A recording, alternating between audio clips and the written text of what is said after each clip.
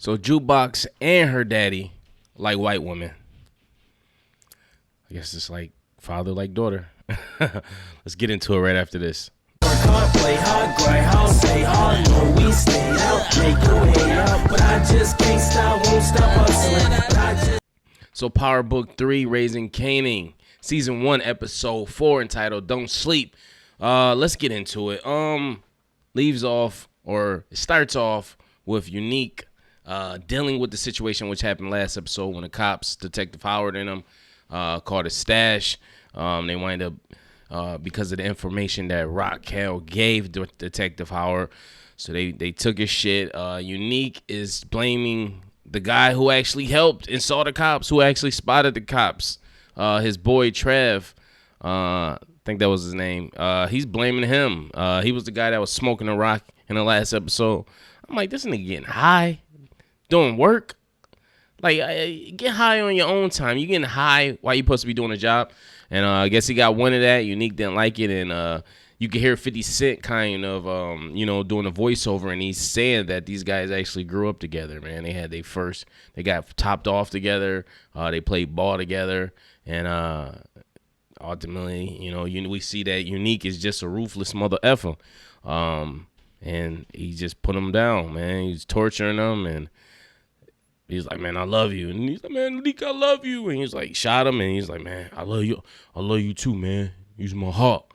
I'm like, Unique is ruthless. And like I said before, Joey Badass, he does a good job in this role. I think he embodies this, man. He knows his range. And I think he pulls it off. And on top of that, dude, the jackets this dude be wearing is fly as hell. Yo, this dude got some crazy jackets, man.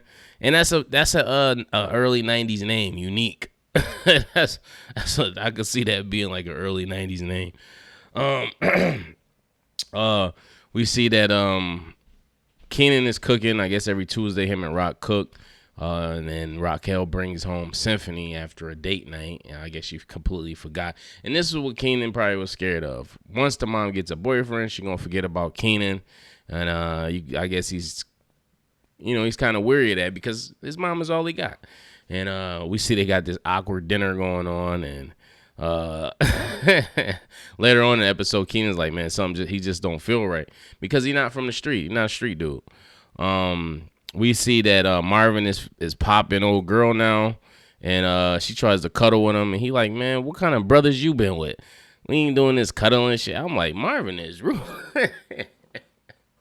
So he the one that started that black men don't cuddle. It was all along. It was this dude from South Jamaica, Queens, that made the stigma up that men don't cuddle or black men don't cuddle. But he got the hell up on out of there, and he got his dog. And I think that's just a result of him just not trying to get attached, trying not to get feelings, because he's from the street and who knows what he's been through. So his guard is up. You know what I'm saying? So I look at that as like a defense mechanism. But he took that motherfucking dog. He said, man, you ain't feeding my dog. You ain't fed my dog when?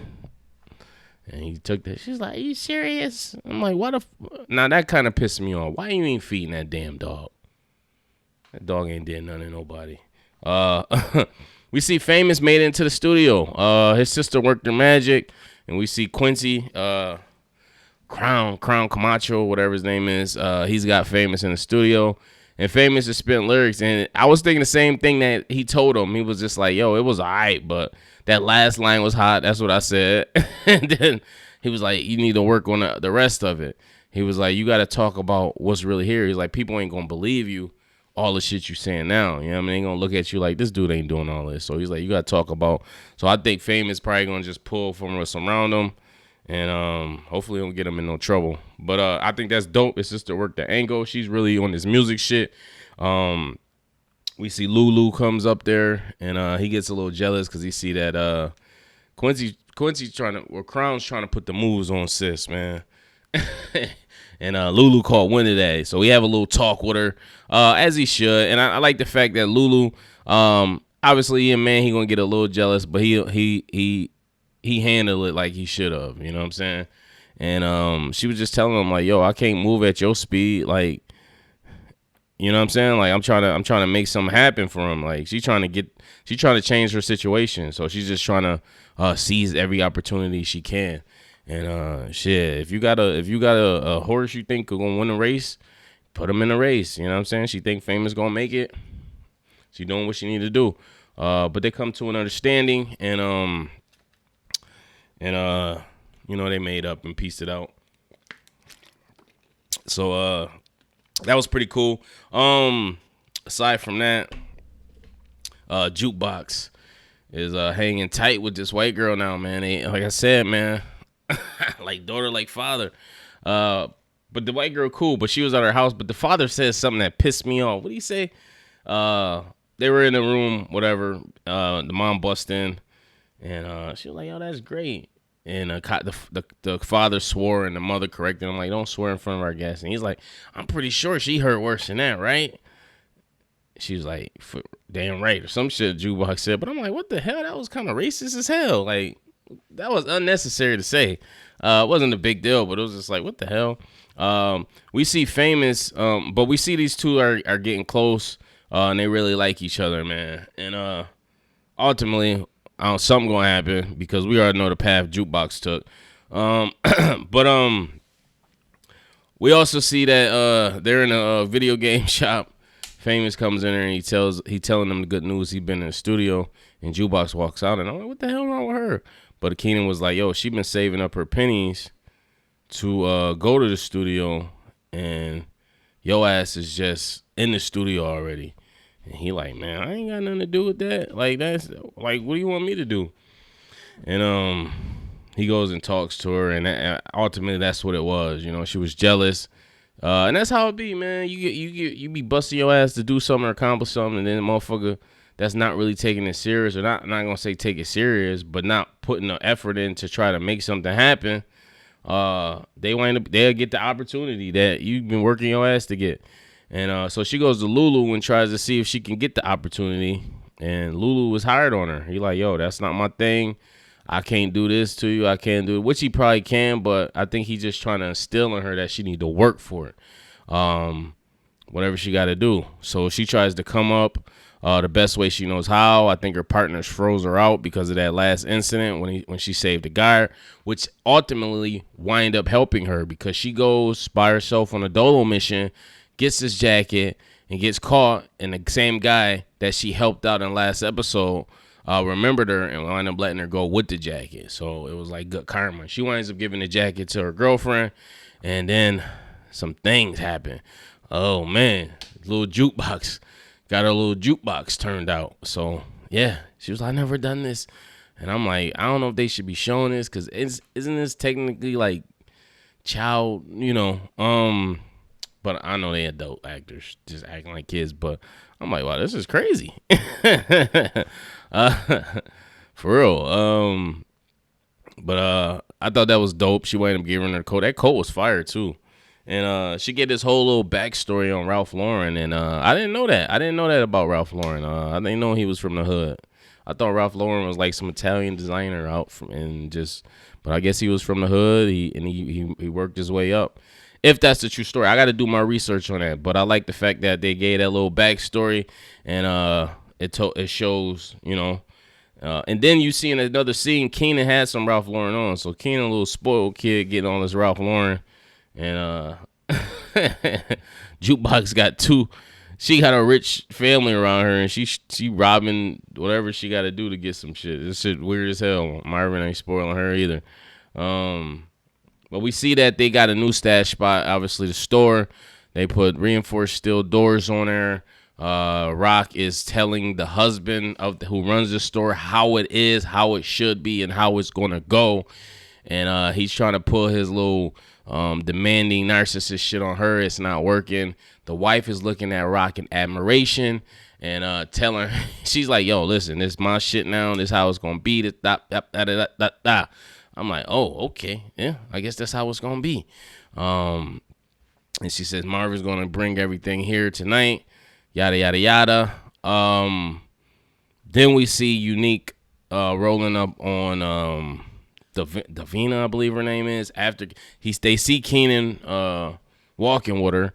He walks away and they pull up on her, and Unique give her this story about how her mom's in rehab, which I think he was lying, and gets her to tell some information. And I knew it. I knew right then and there. I was like, I knew that was gonna come back and bite him in the ass.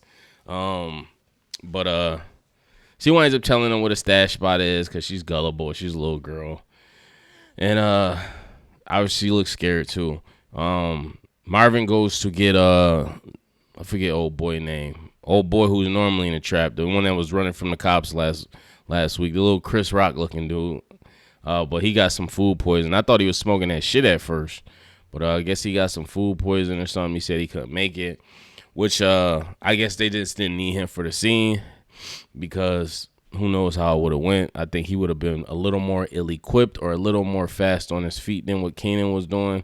So it made for a good scene. So Marvin has the smart idea to go get Kanan. Hey, what? I'm like, yo, they don't have any more workers? This is like a 4-5 person operation. They don't got no soldiers. Like, I just don't understand what's going on here.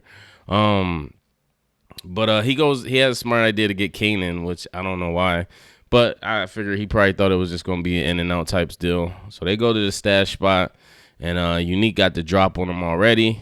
And they see Marvin going in there. They see what they doing. So he have his boys roll up on there.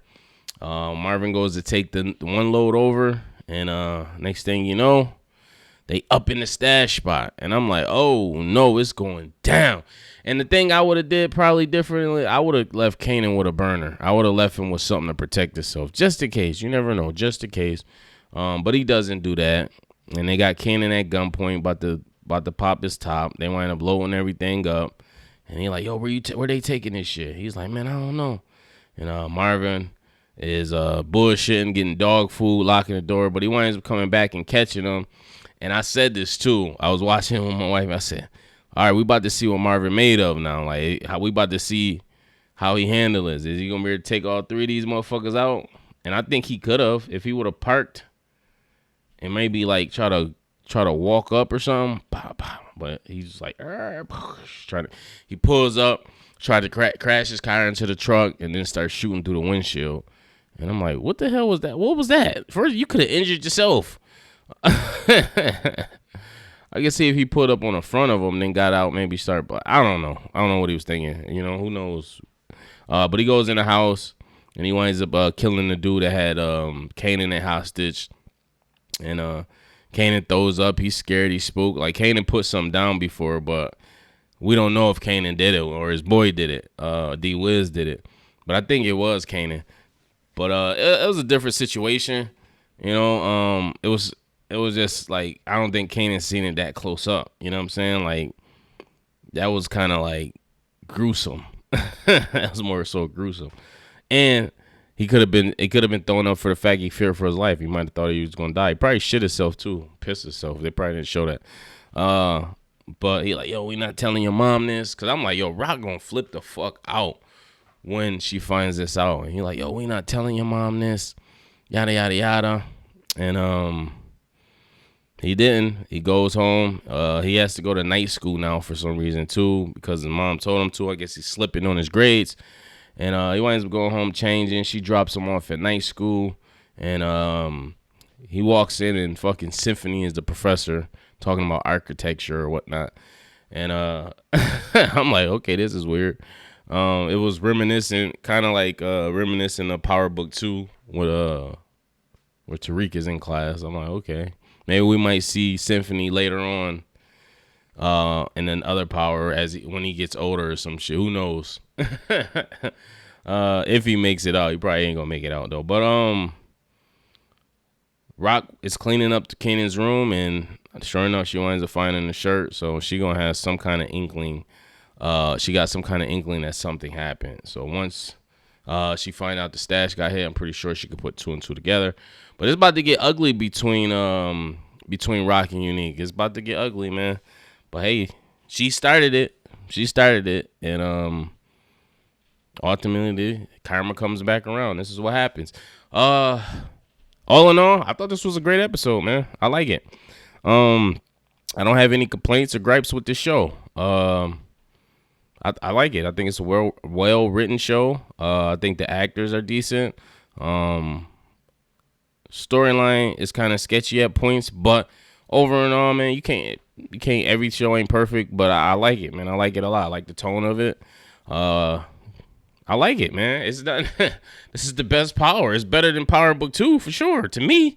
But yeah, post your comments below. Let me know what you think. If it's anything I missed or left out, post it in the comments below.